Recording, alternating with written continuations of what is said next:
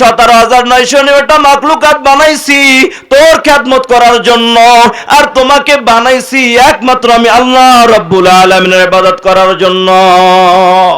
কার ইবাদত করার জন্য বানাইছে? একটু আওয়াজ দিয়ে বলেন, কার ইবাদতের জন্য?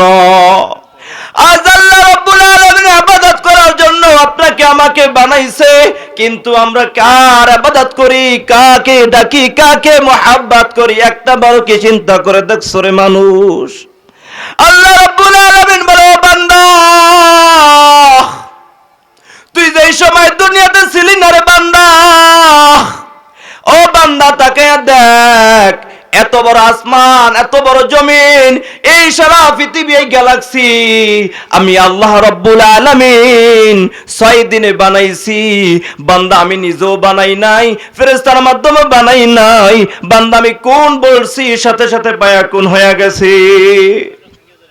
ও বান্দা, তুই এতটা ছোটটা মানুষ, তারে 3.5 হাতের একটা মানুষ, তোকে আমি কেমনে বানাইছি রে বান্দা?